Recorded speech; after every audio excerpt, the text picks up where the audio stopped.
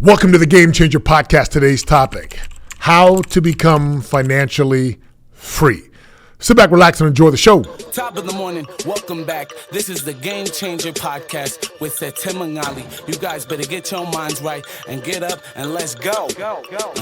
See, it's more than the game that we changing. We don't do it for What's up? Good to be with you guys today. Grateful that you're here listening to the Game Changer Podcast. My name is Setema Gali, and I got a good one for you guys today. But before we dive into this real quick, if you're watching on YouTube, mash the subscribe button, like this if it makes a difference. Share this with somebody, regardless of the platform that you're listening to, whether it's iTunes and or Spotify or YouTube. I'd love for you to get the message out. That's all I ask of you. If it makes a difference for you, share it. Like, put it on your stories, tag me, and let people know you're listening. Okay, let's talk about financial freedom.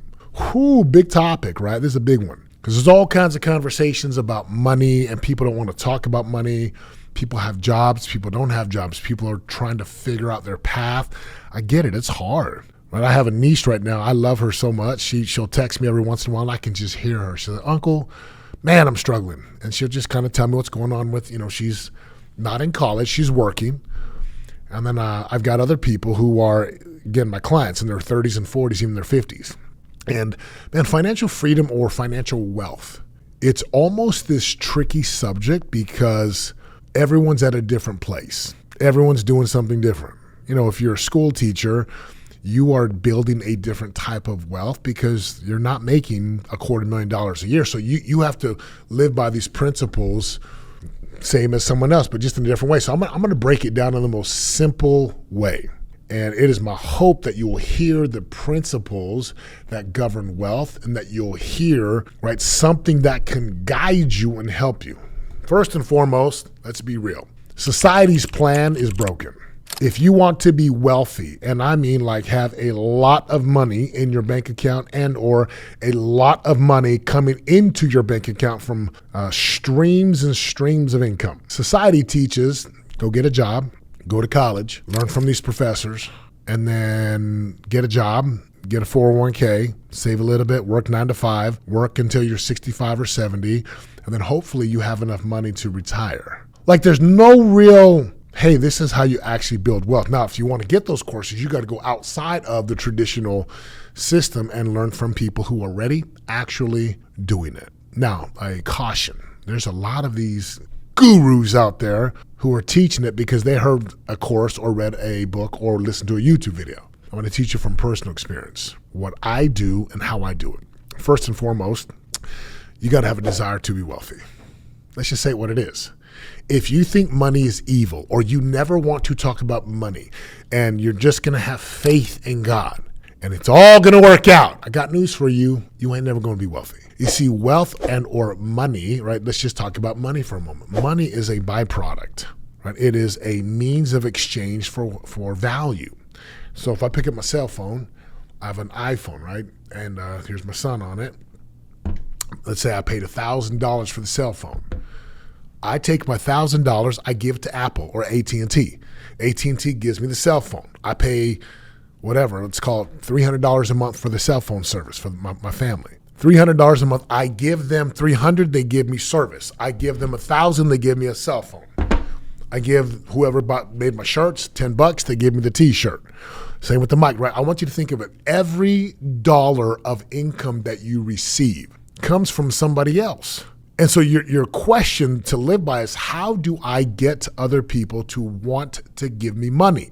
And the reason that they want to give you money is because you know how to create value. Even if you are an employee, there's an exchange there. I have a good, he's like my brother, right?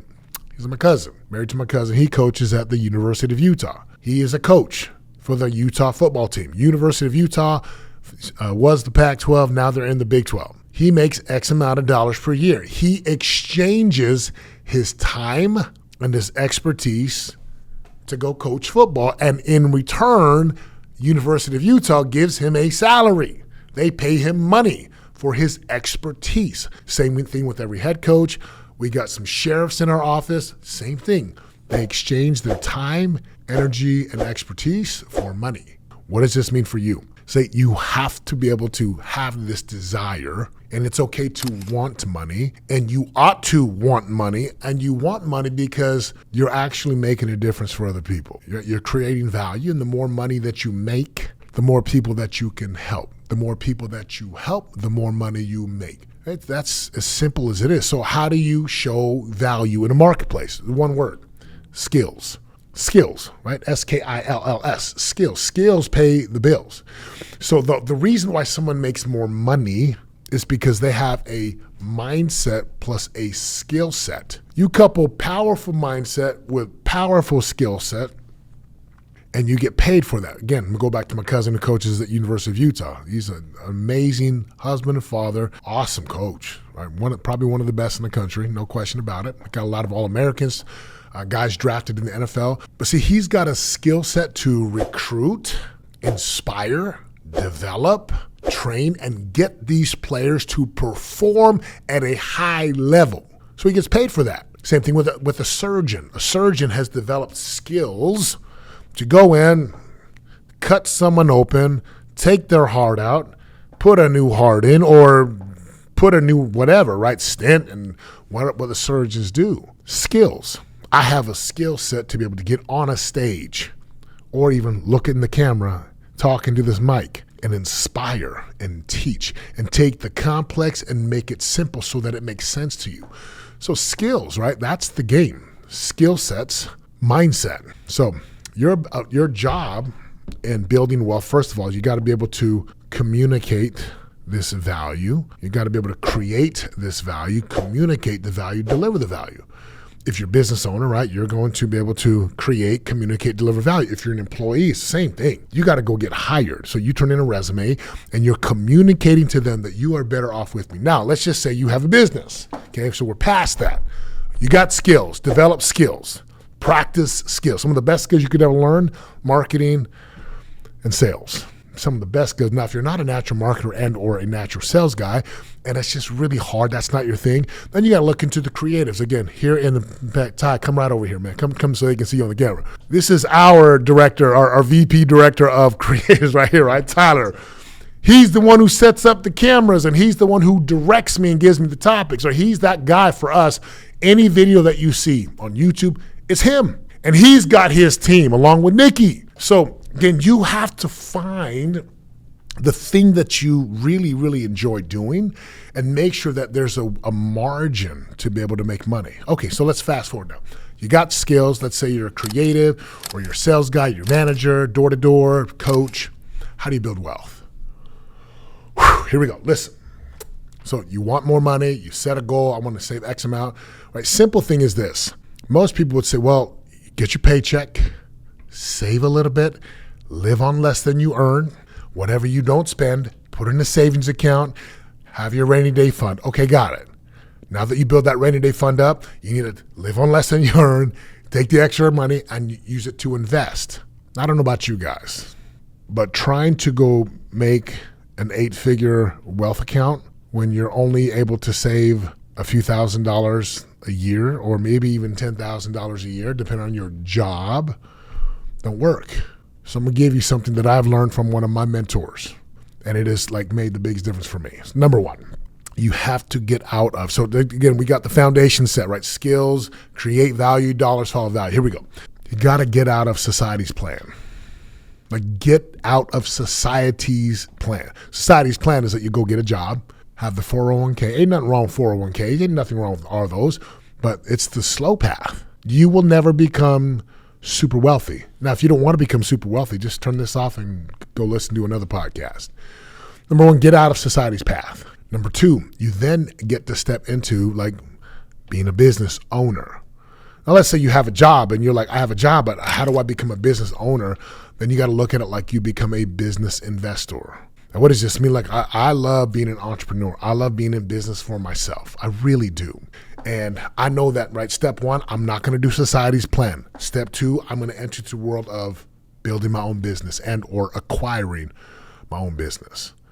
Step three, I got to get that business up and running as fast as I can, as profitable as I can, knowing full well that's probably not the business that's going to make me my wealth.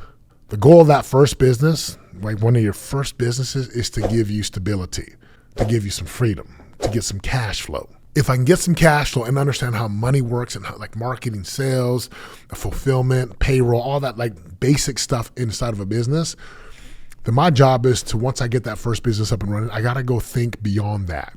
I got to get that first business up and running, and then I'm looking at the second, third, and or fourth business.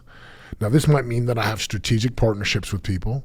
This might mean that I go acquire businesses, and this might mean that it's something passive, such as real estate. So here's how this works in my world. I run this business. I teach coaches how to become great coaches. I coach people. I speak on stages. I coach clients to get results, right? I am a lifestyle guy, happiness, like marriage, family, fitness, faith. And I get paid to do what I do. I take my excess cash and I start to invest in other things. Real estate. I've done a number of real estate deals. I've done some different business things. And I take my money, and my money then earns for me. Where I'm at in my life, that money can turn pretty fast with some really good returns. But it's still not the jackpot. So I work for money. I have built a team to help me build the business. They get paychecks. I get, obviously, paid. I take the excess money. I start to look into other things to invest into. And you might say, well, how do I know what to invest into? I've always believed this principle. I invest in people. There are people today that if they called me and they said, hey, I need $500,000. There's certain people that I could be like, what do you need it for? And they would tell me, and I'd be like, cool, let me send it to you. Or if someone say, hey, can I borrow $50,000? Because of the trust that I have with certain people, there's people that I could do that with. Now, you got to understand this when it comes to building wealth. People are wealth. Let's say this again. People are assets. It's awesome to have money, and money is the byproduct of creating value. But the people in your network are so important. People that you know and who knows you. This is why I play the social media game. I love to have a presence online. This is why I show up to rooms and I shake hands and I get to know people. I've always believed that one of my mentors taught me that people are assets. So as I build my network and connect with people, as I build my business, as I have money come in, I've got to be able to live on less than I earn, take the excess, I said this earlier, and start to put it into places. I also have business interests in other businesses. So while I got this business going, and while I got that investment going, and while I got that property going, I'm also building another business. I'm a strategic partner. People think, oh man, that's so much work. Well, that's why you build the first business so you can get your feet wet. That's why you have to go all in the first business and work not only in the business, but on the business. And then I just had a call literally before I got on this podcast, talking with another business owner about some strategic partnerships and possibly collab together, right? Collaboration, and just having some real conversation. She's got incredible ideas, as do I. So again, it's not just money, it's people, it's connections, it's real, powerful conversations. And how the wealthy get really wealthy. When you got money and you can do things for people and you know how to wheel and deal, your money will duplicate, right? Your money makes money. It's crazy. It's a whole different world. It's way different than the world where you get a paycheck, taxes get taken out, and then whatever's left over, it's like, okay, well, maybe I should go buy a lotto ticket. No. It's like when you make that first 6 figures and or you got your first 6 figures in the bank, that money can turn rapidly for you. Another way to build wealth, hire mentors, hire coaches. There are gurus, like real legit gurus who are doing the thing. If you're following some of those guys, maybe it's me, but maybe it's someone else. There's just got to come a point in time where you get out of all the gathering information and you pull the trigger, right? You pull the lever, you press the button, which means you actually need to go pay them to get more from them. That's how I build wealth. I invest like almost 6 figures every year in myself. I write a check and or swipe my credit card to go work with mentors. To me, that is because I am the asset. So all the way back to the beginning, right? The ability to create, communicate, and deliver value, whether you're an employee and or an entrepreneur. The ability to take excess, right? You got to live on less than you earn, and then to go move into other places. You got to be able to know how to utilize real estate as an asset, utilize relationships as an asset. And again, I'd say one of the biggest hangups that most people have when it comes to building wealth is they don't dream. They just don't dream anymore. Zero dreams, zero ambition, zero aspiration. They're stuck and they can't get out of their own way. The invitation for you dream again. If it's a vision board, go get the vision board. If it's driving by new homes or looking at homes in Zillow or looking at brand new cars or going to test driving cars, again, though you could tell I'm a house car guy. I love those things. But I also love helping my parents. I also love helping my nieces. Just the other day, I had 3 different nieces. Hi, Uncle Setema. This is so-and-so. We're raising money for volleyball. And I just, I send over like $500-600. Then there's the next person. Hey, we're raising money for this. I'll send over $1,000. It's one of the best parts of having money is giving. Now, you can't give what you don't have. So this is why it's important that you develop this mindset of I'm going to go build wealth. Starts with my skill sets and my mindset and make sure my heart and soul set are aligned. And then I'm going to go do this thing. I actually want more money because I want to help more people. And the more people I help, the more money I make. I get my first business up and running. I get out of society's lane plan and I start to be an entrepreneur and or a business owner. And I start to work for myself. I start to figure out these systems. I hire the right mentors and coaches because that's the cheat code, right? They help you accelerate around the pitfalls. That's what we do as a coach. Then all the cash that comes in, I live on less than I earn, and we make pretty good. And then I go invest that. And I invest in different things, and I invest in people. And we've done really well with our investments. Now, again, I got like a 13-year window until I get to 60. I'm 47 at the time I'm shooting this podcast. I have a number in my mind that I'm trying to get to. And last thing I would tell you to do is go to God. Go to God and say, God, I want to be wealthy. Help me. Guide me to the people I need to be to. Help me to know who I need to hire. Every mentor that I have ever hired, I feel, write this guy a check or write this lady a check every time. Now, everything I'm telling you, there's a whole marketing component of your business. You got to learn how to market. Then you got to learn how to sell. Then you got to learn how to deliver. I could go into podcast after podcast, but this is much I'll say is it starts with a desire. If you think it's bad to be wealthy and you don't want to be wealthy, you are never going to be financially wealthy. And everyone has a number. I remember thinking to myself, man, I can't wait to make my first 6 figures as a business owner. And then I did it. I was like, okay. Then I doubled. Then we got to high 6 figures. Then we got to 7 figures. And pretty soon you learn it's like $1 million is just not a lot of money anymore. I know some of you hear that. You're like, oh my gosh, that'd be a lot of money. It just depends on where you're at. I'll be real with you. I've got a number in mind and it's a lot more than 7 figures. I have a number in my head that I'm shooting for. And I also have teams and businesses and strategies. And again, I have an amazing team in my office. And I have a team in Las Vegas that I'm a part of. And then I've got mentors and coaches from Arizona to Canada to Salt Lake City, California. And then I've got business partners who are in different industries. So it's never just going to be one thing. And you got to get outside of thinking small. I know, again, our director here, Tyler, he's right behind the camera while I'm shooting the podcast. He's part of my team. He helps me. I help him.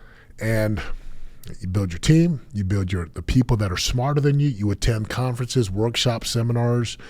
Yeah, books are amazing. So our podcasts are amazing. But then you got to get in proximity with other people. So that's the first part of building wealth. Again, there's a lot there, but chew on it. And what did you hear for you? What's the next step for you? And then go do something. Hey guys, if the podcast resonates, if it touches your heart and soul and it gives you greater vision and clarity to go build the life you want so you can make a difference inside of your world, your family's world, and the community itself, all I ask that you do is share the podcast forward.